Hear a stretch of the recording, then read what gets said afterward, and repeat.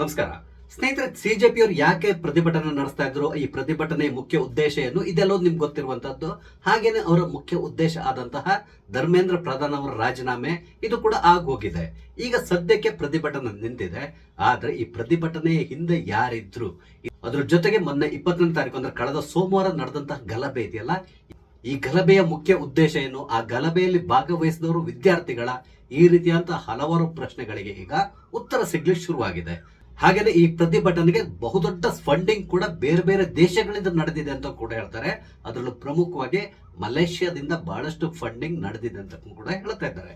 ಇದೆಲ್ಲೋದ್ರ ಜೊತೆಗೆ ಇನ್ನೊಂದು ಆಡಿಯೋ ಕೂಡ ಹೊರ ಬಿದ್ದಿದೆ. ಈ ಆಡಿಯೋದಲ್ಲಿ ಇರುವಂತಹ ವಿಷಯಗಳನ್ನು ನೋಡಿದ್ರೆ ಖಂಡಿತವಾಗಿ ನಿಮ್ಗೆ ಗೊತ್ತಾಗ್ತದೆ ಇಲ್ಲಿ ನರೇಂದ್ರ ಮೋದಿ ಅವರ ವಿರುದ್ಧ ಇವರೆಲ್ಲರೂ ಯಾಕೆ ತಿರುಗಿ ಬೀಳ್ತಾ ಇದ್ದಾರೆ ಅನ್ನುವ ವಿಷಯ ಬಹಿರಂಗ ಆಗ್ತಾ ಇದೆ. ಹಾಗಾದ್ರೆ ಈ ಆಡಿಯೋದಲ್ಲಿ ಏನಿದೆ, ಅದ್ರ ಜೊತೆಗೆ ಈ ದೀಪ್ ಕೇದಾರಲ್ಲ, ಈತ ಯಾರು, ಈತನ ಹಿಂದೆ ಯಾರಿದ್ದಾರೆ, ಈತ ಈ ರೀತಿಯಾದಂತಹ ಪ್ರತಿಭಟನೆ ನಡೆಸಲಿಕ್ಕೆ ಮುಖ್ಯ ಉದ್ದೇಶ ಏನು, ಈ ಎಲ್ಲ ವಿಷಯಗಳಿಗೆ ಸಂಬಂಧಪಟ್ಟಂತೆ ನಿಮ್ ಜೊತೆ ಮಾತಾಡ್ತಾ ಇದ್ದೇನೆ. ಸ್ನೇಹಿತರೆ, ನಿಮ್ಮೆಲ್ಲರೂ ಕಾಫಿ ಹತ್ರ ಡಿಜಿಟಲ್ ಚಾನಲ್ಗೆ ಸ್ವಾಗತಿಸ್ತಾ ಇದ್ದೇನೆ. ಸ್ನೇಹಿತರೆ, ಕೆಲ ತಿಂಗಳುಗಳ ಹಿಂದಿನವರೆಗೂ ಕೂಡ ಈ ಅಭಿಜಿತ್ ದೀಪ್ಕೆ ಅನ್ನೋನು ಯಾರು ಅಂತ ಕೊಂಡು ಯಾರಿಗೂ ಗೊತ್ತಿರಲಿಲ್ಲ. ಇದಕ್ಕಿದ್ದಾಗೆ ಈ ಕಾಕ್ರೋಚ್ ಜನತಾ ಪಾರ್ಟಿ ಅನ್ನುವ ಒಂದು ಪಕ್ಷವನ್ನ ಈತ ಸ್ಥಾಪನೆ ಮಾಡ್ತಾನೆ. ಆತನಿಗೆ ದಿನ ಬೆಳಗಾಗೋದ್ರೊಳಗಡೆ ಲಕ್ಷಾಂತರ ಜನ ಫಾಲೋವರ್ಸ್ ಆಗ್ಲಿ ಶುರುವಾಗ್ತಾರೆ. ಕೊನೆಗೆ ಒಂದಿಷ್ಟು ವಿಡಿಯೋಗಳು ಕೂಡ ವೈರಲ್ ಆಗ್ತದೆ. ಹಾಗೇನೆ ಈತ ಬಹುದೊಡ್ಡ ಹೀರೋ ಅನ್ಸ್ಕೊಳ್ಳಿ ಶುರುವಾಗ್ತಾನೆ. ಎಲ್ಲಿವರೆಗೆ ಅಂತ ಹೇಳಿದ್ರೆ ದೇಶದಾದ್ಯಂತ ಒಂದು ಚರ್ಚೆ ಪ್ರಾರಂಭ ಆಗ್ತದೆ. ಪ್ರಮುಖವಾಗಿ ಈ ಸೋಷಿಯಲ್ ಮೀಡಿಯಾದಲ್ಲಿ ಸಿಜೆಪಿ ಪಕ್ಷದ ಸ್ಥಾಪಕನಾದಂತಹ ಈ ಅಭಿಜಿತ್ ದೀಪ್ಕೆ ಮುಂದಿನ ದಿನಗಳಲ್ಲಿ ಜನಜೆ ನಾಯಕ ಅನ್ಸ್ಕೊಳ್ತಾನೆ. ಆತ ಅತ್ಯಂತ ಬಲಶಾಲಿಯಾಗಿ ಬೆಳಿತಾನೆ. ಆತನನ್ನ ಆರಾಧಿಸುವಂತಹ ಒಂದು ದೊಡ್ಡ ವರ್ಗವೇ ಇಲ್ಲಿ ಹುಟ್ಟುಕೊಳ್ತದೆ. ಇದೆಲ್ಲ ನೀವು ಗಮನಿಸಿರ್ತೀರಾ. ಯಾವಾಗ ಈತನ ಫಾಲೋವರ್ಸ್ ಸಂಖ್ಯೆ ಜಾಸ್ತಿ ಆಗ್ತಾ ಹೋಯ್ತು, ಆಗ ಈತನಿಗೆ ಸಿಗುವಂತ ಪಬ್ಲಿಸಿಟಿ ಕೂಡ ಜಾಸ್ತಿ ಆಯ್ತು. ಮುಖ್ಯವಾಗಿ ನಮ್ಮ ದೇಶದ ಒಂದಿಷ್ಟು ಜನರು ಈತನ ವಿಡಿಯೋಗಳನ್ನ ವೈರಲ್ ಮಾಡ್ಲಿಕ್ಕೆ ಶುರು ಮಾಡಿದ್ರು. ಹಾಗೇನೆ ಈತನನ್ನ ದೊಡ್ಡ ಹೀರೋ ಅನ್ನುವ ರೀತಿಯಲ್ಲಿ ಬಿಂಬಿಸ್ಲಿಕ್ಕೆ ಶುರು ಮಾಡಿದ್ರು. ಆನಂತರ ಆತ ದೇಶಕ್ಕೆ ಬಂದ, ಈ ಪ್ರತಿಭಟನೆ ಪ್ರಾರಂಭ ಆಯ್ತು. ಸೋನಂ ವಾಂಗ್ಚುಕ್ ಇವ್ರ ಜೊತೆ ಕೂತ್ಕೊಂಡ್ರು. ಇದೆಲ್ಲ ನಿಮ್ಗೆ ಗೊತ್ತಿರುವಂತಹ ವಿಷಯ, ಅದ್ರ ಬಗ್ಗೆ ನಾನೇನು ಮಾತಾಡ್ಲಿಕ್ಕೆ ಹೋಗೋದಿಲ್ಲ. ಆದ್ರೆ ಈ ಜಿರಳಕ್ಕೆ ಸಂಬಂಧಪಟ್ಟಂತೆ ಒಂದೊಂದೇ ವಿಷಯಗಳು ಈಗ ಹೊರ ಬರ್ಲಿಕ್ಕೆ ಶುರುವಾಗಿದೆ. ಅದರಲ್ಲೂ ಪ್ರಮುಖವಾಗಿ ಇವರು ಪ್ರತಿಭಟನೆ ನಡೆಸುವ ಸಂದರ್ಭದಲ್ಲಿ ಅಲ್ಲಿ ಸೇರ್ತಾ ಇದ್ದಂತಹ ಎಲ್ರಿಗೂ ಕೂಡ ಊಟದ ವ್ಯವಸ್ಥೆಯನ್ನ ಬಹಳಷ್ಟು ಜನ ಪ್ರೊವೈಡ್ ಮಾಡ್ತಾ ಇದ್ರು. ಅದರಲ್ಲಿ ಯಾರೋ ಒಬ್ಬ ಜುನೈದ್ ಅನ್ನುವ ವ್ಯಕ್ತಿ ಪ್ರತಿದಿನ ಬಿರಿಯಾನಿಯನ್ನ ಫ್ರೀಯಾಗಿ ಕೊಡ್ತಾ ಇದ್ನಂತೆ. ಹಾಗೇನೆ ಆನ್ಲೈನ್ ನಲ್ಲಿ ಕೂಡ ಅಷ್ಟೇ ಒಂದಿಷ್ಟು ಫುಡ್ ಆರ್ಡರ್ ಮಾಡಿ ಅಲ್ಲಿಗೆ ಕಳಿಸ್ಕೊಡುವಂತ ವ್ಯವಸ್ಥೆ ಆಗ್ತಾ ಇತ್ತು. ಕೆಲವರು ಹೇಳೋ ಪ್ರಕಾರ ದಿನಕ್ಕೆ 10 ರಿಂದ 15 ಲಕ್ಷದವರೆಗೆ ಈ ಪ್ರತಿಭಟನೆ ಸಂದರ್ಭದಲ್ಲಿ ಖರ್ಚು ಆಗ್ತಾ ಇತ್ತು ಅಂತ ಹೇಳ್ತಾರೆ. ಆದ್ರೆ ಈ ಖರ್ಚನ್ನ ನಿಭಾಯಿಸ್ತಾ ಇದ್ದವರೇ ಬೇರೆಯವರು ಅಂತಕೊಂಡು ಹೇಳ್ತಾರೆ. ಈಗ ಬರ್ತಾ ಇರುವಂತ ಮಾಹಿತಿ ಏನು ಅಂತ ಹೇಳಿದ್ರೆ ಮಲೇಷ್ಯಾದಿಂದ ಬಹಳಷ್ಟು ಫಂಡಿಂಗ್ ಆಗಿದೆ ಅಂತ ಹೇಳ್ತಾ ಇದ್ದಾರೆ. ಇದರ ಜೊತೆಗೆ ದೆಹಲಿ ಪೊಲೀಸರು ಕೂಡ ಈಗ ಯಾರು ಇವರಿಗೆ ಫುಡ್ ನ ಆರ್ಡರ್ ಮಾಡ್ತಾ ಇದ್ರು, ಅವರು ಎಲ್ಲಿಯವರು, ಅವರ ಮೂಲವನ್ನ ಈಗ ಹುಡುಕುವಂತ ಕೆಲಸಕ್ಕೆ ಕೈ ಹಾಕಿದ್ದಾರೆ. ಇನ್ನೊಂದು ಆಘಾತಕಾರಿ ವಿಷಯ ಏನು ಅಂತ ಹೇಳಿದ್ರೆ ಜುಲೈ 20ರಂದು ನಡೆದಂತಹ ಗಲಭೆ ಇದೆಯಲ್ಲ, ಈ ಗಲಭೆಯಲ್ಲಿ ಭಾಗವಹಿಸಿದವರು ಯಾರು ಕೂಡ ವಿದ್ಯಾರ್ಥಿಗಳಲ್ಲ ಅಂತೇಳಿ ಹೇಳ್ತಾ ಇದ್ದಾರೆ. ಇವರೆಲ್ಲರೂ ಕೂಡ ಒಂದಿಷ್ಟು ರೌಡಿ ಎಲಿಮೆಂಟ್ಸ್ ಗಳಾಗಿದ್ರು. ಇವರನ್ನ ಈ ಗಲಭೆ ನಡೆಸಲಿಕ್ಕಾಗಿ ಅಭಿಜಿತ್ ದೀಪ್ಕೆ ಖುದ್ದಾಗಿ ಕರೆಸಿದ್ದ ಅನ್ನೋ ಸುದ್ದಿ ಕೂಡ ಎಲ್ಲೆಡೆ ಹರಿದಾಡ್ತಾ ಇದೆ. ಪೊಲೀಸರು ಈಗಾಗಲೇ ಇದಕ್ಕೆ ಸಂಬಂಧಪಟ್ಟಂತೆ ಕಾರ್ಯಪ್ರವೃತ್ತರಾಗಿದ್ದಾರೆ. ಇವರು ಹೇಗೆ ಈ ಗಲಭೆಯಲ್ಲಿ ಭಾಗವಹಿಸಿದ್ರು, ಇವ್ರನ್ನ ಕರೆಸಿದವ್ರು ಯಾರು, ಪ್ರತಿಯೊಂದು ವಿಷಯವನ್ನು ಕೂಡ ಈಗ ಕೂಲಂಕುಷವಾಗಿ ಪರಿಶೀಲಿಸ್ತಾ ಇದ್ದಾರೆ. ಈ ಗಲಭೆಗೆ ಸಂಬಂಧಪಟ್ಟಂತೆ ಬಹಳಷ್ಟು ವಿಡಿಯೋಗಳಿದೆ. ಈ ವಿಡಿಯೋದಲ್ಲಿ ಇವರೆಲ್ಲರ ಮುಖವನ್ನ ರೆಕಾಗ್ನೈಸ್ ಮಾಡುವಂತಹ ಕೆಲಸ ಕೂಡ ನಡೆದಿದೆ. ಇದನ್ನ ಗಮನಿಸಿದಾಗ ಪೊಲೀಸರಿಗೆ ಗೊತ್ತಾಗಿರುವಂತಹ ಅಂಶ ಏನು ಅಂತ ಹೇಳಿದ್ರೆ ಈ ಗಲಭೆಯಲ್ಲಿ ಭಾಗವಹಿಸಿದಂತವರು ಬಹಳಷ್ಟು ಜನ ರೌಡಿ ಶೀಟರ್ಗಳಾಗಿದ್ರು ಅನ್ನುವಂಥದ್ದು. ಈಗ ಅವರೆಲ್ಲರನ್ನು ಕೂಡ ಒದ್ದು ಜೈಲಿಗೆ ಕಳಿಸುವಂತ ಕೆಲಸ ನಡೀತಾ ಇದೆ. ಇದರ ನಡುವೆ ಈ ಜಿರಳೆ ನಾಯಕರು ಈಗ ಇನ್ನೊಂದು ಹೊಸ ಹೋರಾಟವನ್ನ ಪ್ರಾರಂಭ ಮಾಡಿದ್ದಾರೆ. ಅದೇನು ಅಂತ ಹೇಳಿದ್ರೆ ಸರ್ಕಾರ ಯಾವುದೇ ಕಾರಣಕ್ಕೆ ಇವ್ರ ಮೇಲೆ ಯಾವುದೇ ರೀತಿಯಂತ ಕೇಸ್ನ ರಿಜಿಸ್ಟರ್ ಮಾಡಬಾರದು, ಇವ್ರನ್ನ ಹಾಗೆ ಬಿಡ್ಬೇಕು, ಈ ರೀತಿಯಂತ ಡಿಮಾಂಡ್ ಅನ್ನ ಪ್ರಾರಂಭ ಮಾಡಿದ್ದಾರೆ. ಜೊತೆಗೆ ನಮ್ಮ ಸೋ ಕಾಲ್ಡ್ ಇಂಡಿ ಒಕ್ಕೂಟ ಏನಿದೆ, ರಾಹುಲ್ ಗಾಂಧಿ ಅವರ ನೇತೃತ್ವದ ಇಂಡಿ ಒಕ್ಕೂಟ, ಇವ್ರು ಕೂಡ ಈಗಾಗಲೇ ಮಾತಾಡ್ಲಿಕ್ಕೆ ಶುರು ಮಾಡಿದ್ದಾರೆ. ಒಂದೇ ಒಂದು ಕೇಸ್ನ ಕೂಡ ದಾಖಲು ಮಾಡಬಾರದು, ಅವರೆಲ್ಲರೂ ಹಾಗೆ ಬಿಡ್ಬೇಕು, ಈ ರೀತಿಯಾಗಿ ಹೇಳ್ತಾ ಇದ್ದಾರೆ. ಇದು ನಿಜಕ್ಕೂ ಹಾಸ್ಯಾಸ್ಪದ ಅನಿಸ್ತದೆ. ಜೊತೆಗೆ ಇವ್ರ ಬಗ್ಗೆ ಒಂದ್ ರೀತಿ ಅಸಹ್ಯ ಅನಿಸ್ತಾ ಇದೆ. ಯಾಕಂತ ಹೇಳಿದ್ರೆ ಗಲಭೆ ನಡೆದಿದೆ, ಅಲ್ಲಿ ಬಹಳಷ್ಟು ವಾಹನಗಳಿಗೆ ಡ್ಯಾಮೇಜ್ ಮಾಡಿದ್ದಾರೆ, ಒಂದಿಷ್ಟು ಜನರಿಗೆ ಗಾಯಗಳು ಕೂಡ ಆಗಿದೆ. ಬಹಳಷ್ಟು ಜನ ಪೊಲೀಸರು ಗಂಭೀರವಾಗಿ ಗಾಯಗೊಂಡು ಆಸ್ಪತ್ರೆಗಳಲ್ಲಿ ಚಿಕಿತ್ಸೆ ಪಡಿತಾ ಇದ್ದಾರೆ. ಆದ್ರೆ ವಿರೋಧ ಪಕ್ಷದವರು ಮತ್ತು ಈ ಜಿರಳೆ ಪಕ್ಷದವರು ಹೇಳ್ತಾ ಇದ್ದಾರೆ ಇಲ್ಲಿ ಗಲಭೆಯಲ್ಲಿ ನಿರತರಾದಂತವ್ರ ಮೇಲೆ ಒಂದೇ ಒಂದು ಕೇಸ್ನ ರಿಜಿಸ್ಟರ್ ಮಾಡಬಾರದು, ಅವ್ರನ್ನ ಬಿಟ್ಟು ಬಿಡ್ಬೇಕು ಅಂತೇಳಿ ಹೇಳ್ತಾ ಇದ್ದಾರೆ. ಹಾಗೇನೆ ಇವರೆಲ್ಲರ ಪರವಾಗಿ ತಾನು ಫ್ರೀಯಾಗಿ ವಾದ ಮಾಡ್ತೇನೆ ಅಂತೇಳಿ ಹೇಳಿ ಕಪಿಲ್ ಸಿಬಲ್ ಈಗ ಮುಂದೆ ಬಂದಿದ್ದಾರೆ. ಹಾಗೇನೆ 1 ಕೋಟಿ ರೂಪಾಯಿ ಹಣವನ್ನ ಈ ಸಿಜೆಪಿ ಪಕ್ಷದವರಿಗೆ ನಾನು ಡೊನೇಟ್ ಮಾಡ್ತೇನೆ ಅಂತ ಕೂಡ ಹೇಳಿದ್ದಾರೆ.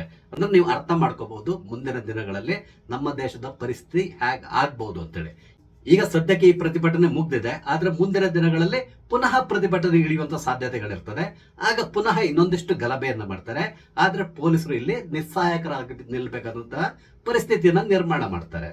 ಇಲ್ಲಿ ಬರ್ತಾ ಇರುವಂತ ಸುದ್ದಿ ಏನು ಅಂತ ಹೇಳಿದ್ರೆ, ಮೊನ್ನೆ 20ನೇ ತಾರೀಕು ಒಂದು ದೊಡ್ಡದಾದಂತಹ ಗಲಭೆಯನ್ನು ಸೃಷ್ಟಿ ಮಾಡಿ ಆ ಮುಖಾಂತರ ಕನಿಷ್ಠ ಒಂದು 4-5 ಜನರ ಸಾವಿಗೆ ಕಾರಣ ಆಗ್ಬೇಕು ಈ ಗಲಭೆ, ಈ ರೀತಿಯಾಗಿ ಯೋಚನೆ ಮಾಡಿಕೊಂಡೆ ಎಲ್ಲದನ್ನು ಪ್ಲಾನ್ ಮಾಡಿದ್ರಂತೆ. ಆದ್ರೆ ಪೊಲೀಸರು ಇಲ್ಲಿ ಅತ್ಯಂತ ಸಂಯಮದಿಂದ ವರ್ತಿಸಿದ್ರು. ಆದ್ರಿಂದಾಗಿ ಅಲ್ಲಿ ಯಾರದ್ದೇ ಪ್ರಾಣಹಾನಿ ಆಗ್ಲಿಲ್ಲ. ಒಂದ್ ವೇಳೆ ಯಾರಾದ್ರೂ ಅಲ್ಲಿ ಸತ್ತಿದ್ದಿದ್ರೆ ಆಗ ಈ ಹೆಣವನ್ನ ಇಟ್ಕೊಂಡು ಇವರು ಇನ್ನೊಂದಿಷ್ಟು ಗಲಭೆಯನ್ನು ಸೃಷ್ಟಿ ಮಾಡ್ಲಿಕ್ಕೆ ಪ್ರಯತ್ನಿಸ್ತಾ ಇದ್ರು. ಜೊತೆಗೆ ಒಂದು ಇಕೋಸಿಸ್ಟಮ್ ಕೂಡ ತಯಾರಾಗಿ ಕೂತಿತ್ತು. ನೋಡಿ, ದೇಶದಲ್ಲಿ ಜನಜಿಗಳ ಮೇಲೆ ಮೋದಿ ಸರ್ಕಾರ ದಾಳಿಯನ್ನು ನಡೆಸ್ತಾ ಇದೆ, ಅವ್ರ ಮೇಲೆ ದಬ್ಬಾಳಿಕೆಯನ್ನ ಮಾಡ್ತಾ ಇದೆ. ಈ ರೀತಿಯಾದಂತಹ ಒಂದು ಪ್ರಪಗಂಡವನ್ನು ಹುಟ್ಟಾಕಿ ಆ ಮುಖಾಂತರ ದೇಶದಲ್ಲಿ ದೊಡ್ಡ ಗಲಭೆಯನ್ನು ಸೃಷ್ಟಿ ಮಾಡ್ಲಿಕ್ಕೆ ಇವರು ಸಂಪೂರ್ಣವಾಗಿ ಪ್ಲಾನ್ ಮಾಡ್ಕೊಂಡಿದ್ರು. ಆದ್ರೆ ಅವರ ದುರಾದೃಷ್ಟ ಅನ್ಸ್ತದೆ, ಯಾರಿಗೂ ಕೂಡ ಯಾವುದೇ ರೀತಿಯಾದಂತಹ ಪ್ರಾಣಹಾನಿ ಆಗ್ಲಿಲ್ಲ. ಇಲ್ಲಿ ಇವರಿಗಿದ್ದಂತ ಇನ್ನೊಂದು ಆಶಾಕಿರಣ ಏನು ಅಂತ ಹೇಳಿದ್ರೆ, ಅದು ಸೋನಂ ವಾಂಗ್ಚುಕ್. ಅವರು ಉಪವಾಸ ಕೂತಿದ್ದಾರೆ, ಹಾಗಾಗಿ ಅವರು ಕೂಡ ಸಾಯುವಂತ ಸಾಧ್ಯತೆಗಳಿದೆ. ನೀವು ಗಮನಿಸಿದ್ದೀರಾ, 2 ದಿನ ಇದ್ರೆ ಅವ್ರು ಸತ್ತು ಹೋಗ್ತಾರೆ, ಈ ರೀತಿ ಅಂತ ಹೇಳಿಕೆಯನ್ನು ಕೊಡ್ತಾ ಇದ್ರು. ಆದ್ರೆ ಕೋರ್ಟ್ ನಿರ್ದೇಶನದಂತೆ ಪೊಲೀಸರು ವಾಂಗ್ಚುಕ್ನ ಆಸ್ಪತ್ರೆಗೆ ತಗೊಂಡೋಗಿ ಸೇರಿಸಿದ್ರು. ಹಾಗಾಗಿ ಅವರ ಪ್ರಾಣ ಉಳಿತು.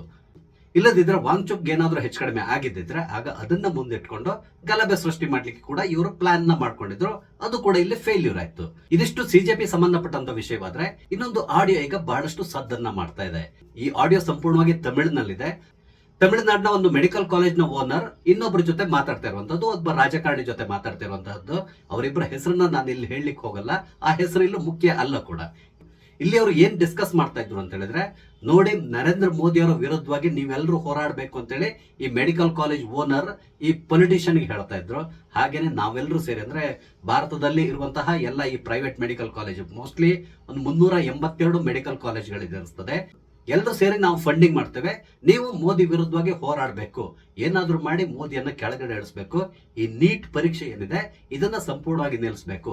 ಒಂದ್ ವೇಳೆ ಇದನ್ನ ನಿಲ್ಲಿಸಲಿಲ್ಲ ಅಂತ ಹೇಳಿದ್ರೆ ನಮ್ಗೆ ಬಹಳಷ್ಟು ಲಾಸ್ ಆಗ್ತದೆ ಅಂತ ಹೇಳ್ತಾ ಇದ್ದ.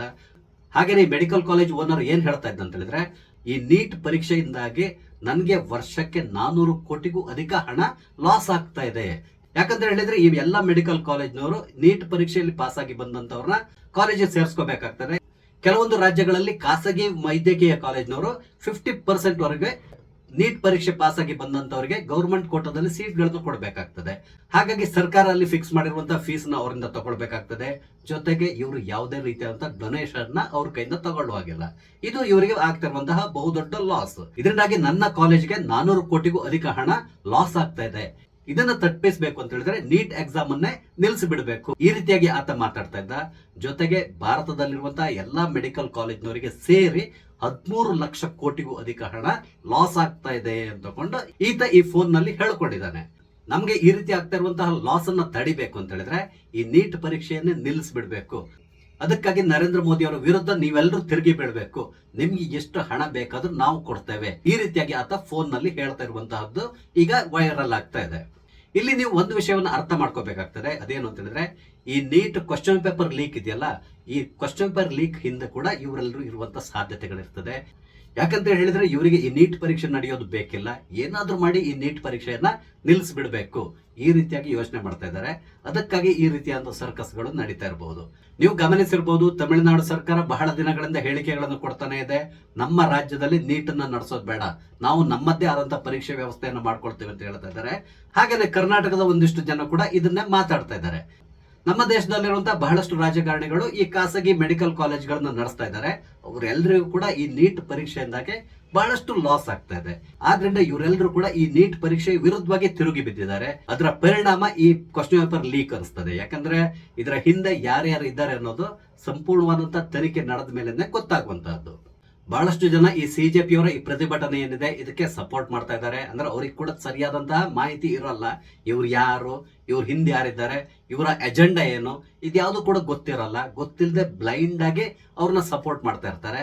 ಆದ್ರೆ ಈ ಸಿಜೆಪಿ ಪಕ್ಷದವರ ಎಜೆಂಡಾ ಏನು, ಇವರು ಯಾವ ರೀತಿಯಾಗಿ ಮುಂದಿನ ದಿನಗಳಲ್ಲಿ ದೇಶದಲ್ಲಿ ಅರಾಜಕತೆಯನ್ನು ಸೃಷ್ಟಿ ಮಾಡ್ಲಿಕ್ಕೆ ಸಂಪೂರ್ಣವಾದಂತಹ ತಯಾರಿಯನ್ನು ನಡೆಸ್ಕೊಳ್ತಾ ಇದ್ದಾರೆ, ಇದೆಲ್ಲದಕ್ಕೂ 1 by 1 ಹೊರ ಬರ್ತದೆ. ಜೊತೆಗೆ ಈ ನೀಟ್ ಪರೀಕ್ಷೆ ವಿರುದ್ಧವಾಗಿ ಇರುವಂತಹ ಈ ಮೆಡಿಕಲ್ ಕಾಲೇಜ್ ಮಾಫಿಯಾ ಏನಿದೆ ಇವರ ಹುನ್ನಾರ ಏನು ಅನ್ನೋದು ಕೂಡ ಈಗ ಹೊರ ಬೀಳ್ತಾ ಇದೆ. ಅಟ್ಲೀಸ್ಟ್ ಮುಂದಿನ ದಿನಗಳಲ್ಲಾದ್ರೂ ಜನರು ಸ್ವಲ್ಪ ಯೋಚನೆ ಮಾಡಬೇಕಾಗ್ತದೆ. ಸೋಷಿಯಲ್ ಮೀಡಿಯಾದಲ್ಲಿ ಏನೇನೋ ವಿಡಿಯೋಗಳನ್ನ ಹಾಕಿ ಅದನ್ನ ವೈರಲ್ ಮಾಡ್ತಾರಲ್ಲ, ಅದನ್ನ ನಂಬಿಕೊಂಡು ಯಾವುದೇ ರೀತಿಯಾದಂಥ ನಿರ್ಧಾರವನ್ನು ತಗೊಳ್ಳದೆ ಇರೋದೇ ಉತ್ತಮ ಅನಿಸ್ತದೆ. ಕಾರಣ ಏನು ಅಂತ ಹೇಳಿದ್ರೆ, ನಾವು ನಮ್ಮ ದೇಶದ ಭವಿಷ್ಯದ ಬಗ್ಗೆ ಯೋಚನೆ ಮಾಡಬೇಕಾಗ್ತದೆ.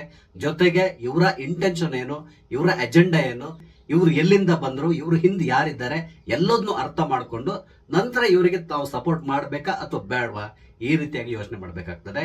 ಹಾಗೇನೆ ಒಬ್ಬ ವ್ಯಕ್ತಿ ಇದ್ದಕ್ಕಿದ್ದಾಗೇನೆ ಒಂದು 2-3 ತಿಂಗಳಲ್ಲಿ ಈ ರೀತಿಯಾದಂತ ಒಂದು ಪ್ರತಿಭಟನೆಯನ್ನು ಸಂಘಟಿಸಿ ಅಲ್ಲೊಂದಿಷ್ಟು ಜನರನ್ನ ಸೇರಿಸಿ ಅವರ ಖರ್ಚು ವೆಚ್ಚಗಳನ್ನು ಕೂಡ ತೂಗಿಸ್ಕೊಂಡು ಹೋಗ್ತಾನೆ ಅಂತ ಹೇಳಿದ್ರೆ, ಈತನಿಗೆ ಎಲ್ಲಿಂದ ಫಂಡಿಂಗ್ ಆಗ್ತಾ ಇದೆ, ಇದರ ಹಿನ್ನೆಲೆ ಏನು, ಅದನ್ನು ಕೂಡ ನಾವು ತಿಳ್ಕೊಬೇಕಾಗ್ತದೆ. ಇಲ್ಲಿ ಈ ಪ್ರತಿಭಟನೆ ಅನ್ನೋದು ಕೇವಲ ಒಂದು ನೆಪ ಅಷ್ಟೇ. ಇದರ ಹಿಂದೆ ಬಹಳಷ್ಟು ಶಕ್ತಿಗಳಿದೆ. ಕೇವಲ ನಮ್ಮ ದೇಶದಲ್ಲಿ ಕೂತವರಲ್ಲ, ವಿದೇಶದಲ್ಲಿ ಕೂತವರು ಕೂಡ ಇದರಲ್ಲಿ ಆಟ ಆಡ್ತಾ ಇದ್ದಾರೆ. ಕಾರಣ ಏನು ಅಂತ ಹೇಳಿದ್ರೆ, ಭಾರತವನ್ನ ಅಸ್ಥಿರಗೊಳಿಸಬೇಕು ಅಂತ ಹೇಳಿದ್ರೆ ಈ ರೀತಿಯಾದ ಪ್ರತಿಭಟನೆಗಳು ನಡಿಬೇಕು. ಶ್ರೀಲಂಕಾ, ನೇಪಾಳ, ಬಾಂಗ್ಲಾದೇಶದಲ್ಲಿ ನಡೆದಂತೆ ಭಾರತದ ಪಾರ್ಲಿಮೆಂಟ್ ಮೇಲೆ ಕೂಡ ದಾಳಿ ನಡಿಬೇಕು. ಆ ಮೂಲಕ ಇಲ್ಲಿ ಸರ್ಕಾರವನ್ನು ಕಿತ್ತೊಗೆದು ಇಲ್ಲೊಂದು ಅರಾಜಕತೆಯನ್ನು ಸೃಷ್ಟಿ ಮಾಡಬೇಕು ಅಂತ ತಗೊಂಡು ಬಹಳಷ್ಟು ಜನ ಪ್ರಯತ್ನಿಸ್ತಾ ಇದ್ದಾರೆ. ಅವರಿಗೆ ಆಯಾಚಿತವಾಗಿ ಸಿಕ್ಕಿರೋದು ಈ ಸಿಜೆಪಿ ಪಕ್ಷದ ಅಭಿಜಿತ್ ದೀಪ್ಗೆ. ಈತ ಕೂಡ ಅಷ್ಟೇ ಸಂಪೂರ್ಣವಾಗಿ ಟ್ರೈನ್ ಅಪ್ ಆಗಿ ಇಲ್ಲಿ ಬಂದಿದ್ದಾನೆ ಅನ್ನುವ ಸುದ್ದಿ ಈಗ ಎಲ್ಲೆಡೆ ಹರಿದಾಡ್ಲಿಕ್ಕೆ ಶುರುವಾಗಿದೆ. ಪೊಲೀಸ್ ತನಿಖೆಯ ನಂತರ ಸಂಪೂರ್ಣವಾದಂತಹ ವಿಷಯ ಹೊರಬರುವಂತಹ ಸಾಧ್ಯತೆಗಳಿದೆ. ಅಲ್ಲಿವರೆಗೆ ನಾವು ಕಾಯಬೇಕಾಗಿದೆ. ಅದ್ರ ನಡುವೆ ಈ ಜಿರಳೆಗಳ ಮುಖವಾಡ 1 by 1 ಕಳಚಿ ಬಿಡ್ತಾ ಇದೆ. ಇದೆಲ್ಲೋದು ನೀವು ಗಮನಿಸ್ತಾ ಇರ್ತೀರಾ. ಇದಕ್ಕೆ ಸಂಬಂಧಪಟ್ಟಂತೆ ಆಗಾಗ ಅಪ್ಡೇಟ್ಗಳನ್ನ ನನ್ನ ಕಡೆಯಿಂದ ನಾನು ಕೊಡ್ತಾ ಇರ್ತೇನೆ. ಸ್ನೇಹಿತರೆ, ಈ ವಿಷಯಗಳ ಬಗ್ಗೆ ನಿಮ್ಗೆ ಅನಿಸ್ತದೆ? ನಿಮ್ಮ ಅನಿಸಿಕೆಗಳನ್ನ ದಯವಿಟ್ಟು ಕಮೆಂಟ್ ಮುಖಾಂತರ ತಿಳಿಸಿ. ಹಾಗೆ ಇಲ್ಲಿ ನಾನು ಹಂಚ್ಕೊಂಡಂತ ವಿಷಯ ಇಷ್ಟ ಆದ್ರೆ ಲೈಕ್ ಮಾಡಿ, ಶೇರ್ ಮಾಡಿ. ದಯವಿಟ್ಟು ನನ್ನ ಚಾನಲ್ ಸಬ್ಸ್ಕ್ರೈಬ್ ಮಾಡಿ. ನಮಸ್ತೆ, ಜೈ ಹಿಂದ್.